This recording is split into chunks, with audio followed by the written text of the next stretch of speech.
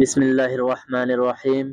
پیارے دوستوں، یہ ایک صحابیات کا واقعہ ہے جن کی ایک صحابی سے شادی ہوئی، لیکن صحابیات نے اللہ کے نبی کی ایک حدیث سنی تو اپنے شوہر کو کہا کہ مجھے طلاق دے دیجئے۔ پورا مکمل واقعہ آپ اس ویڈیو میں سنیں گے، سماعت کیجئے۔ ایک صحابیہ رضی اللہ عنہا کی شادی ہوئی۔ اللہ تعالیٰ نے ان کو حسن و جمال بھی عجیب دیا تھا، اور شادی بھی ایک بڑے امیر کبیر صحابی سے ہوئی جن کے پاس رزق کی فراخی تھی، ہر طرح کا عیش و آرام کے سامان تھے، میاں بیوی میں خوب محبت تھی اور اچھی طرح وقت گزر رہا تھا۔ بیوی اپنے خاوند کی خدمت بھی کرتی اور انہیں خوش بھی رکھتی۔ دونوں میاں بیوی خوشی خوشی سے زندگی گزار رہے تھے۔ ایک رات خاوند کو پیاس محسوس ہوئی۔ اس نے بیوی سے کہا مجھے پانی دو۔ بیوی اٹھی اور پانی لینے گئی۔ جب پانی لے کر واپس آئی تو خاوند سو چکا تھا۔ وہ پانی کا پیالہ لے کر کھڑی رہی۔ جب خاوند کی دوبارہ آنکھ کھلی تو دیکھا کہ بیوی پانی لے کر کھڑی ہے۔ وہ بڑے خوش ہوئے۔ انہوں نے اٹھ کر پانی پیا اور بیوی سے کہا کہ میں اتنا خوش ہوں کہ تم اتنی دیر پانی کا پیالہ لے کر میرے انتظار میں کھڑی رہی۔ آج تم جو کہو گی میں تمہاری فرمائش پوری کروں گا۔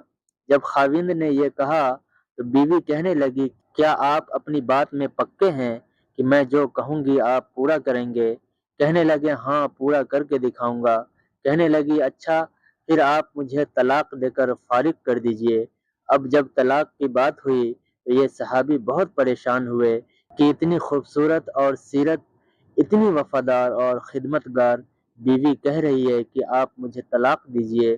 پوچھنے لگے کہ کیا تجھے مجھ سے کوئی تکلیف پہنچی ہے؟ کہنے لگی بالکل نہیں۔ کیا میں نے آپ کی بے قدری کی؟ ہرگز نہیں۔ کسی امید کو توڑا ہے؟ کوئی بات آپ کی پوری نہیں کی ہو؟ نہیں، ایسی بھی کوئی بات نہیں۔ کیا آپ مجھ سے خفا ہیں؟ کہنے لگی ہرگز نہیں۔ تو پھر مجھ سے طلاق کیوں چاہتی ہو؟ کیا تم مجھے پسند نہیں کرتی ہو؟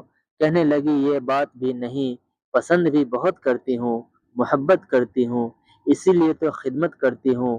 آپ نے کہا تھا کہ میں آپ کی بات کو پورا کروں گا، لہٰذا آپ مجھے طلاق دے کر فارغ کر دیجئے۔ وہ صحابی پریشان ہے کہ قول بھی دے بیٹھے۔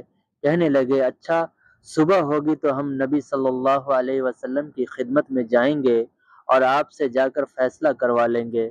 وہ کہنے لگی بہت اچھا۔ لہٰذا میاں بیوی دونوں رات کو سو گئے۔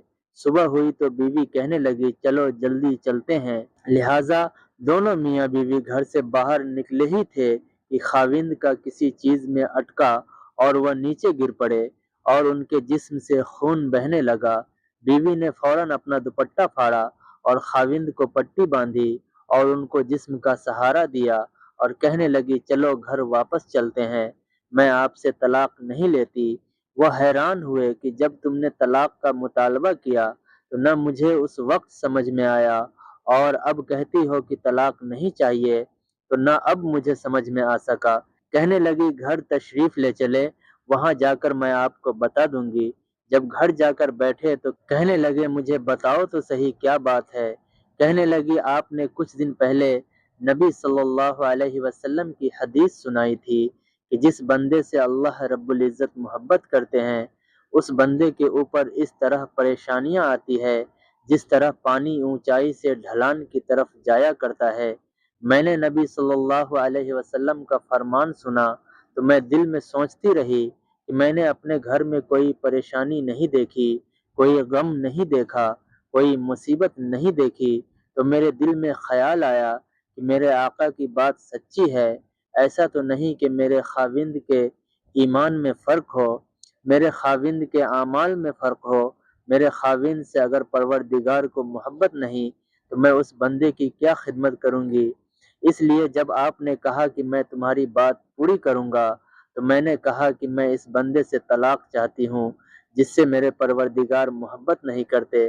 پھر جب ہم حضور صلی اللہ علیہ وسلم کی خدمت میں علم حاصل کرنے جا رہے تھے، یہ اللہ کا راستہ تھا، آپ گرے اور خون نکلا تو میں فوراً سمجھ گئی کہ اللہ کے راستے کا غم پہنچا، مصیبت پہنچی، تکلیف پہنچی۔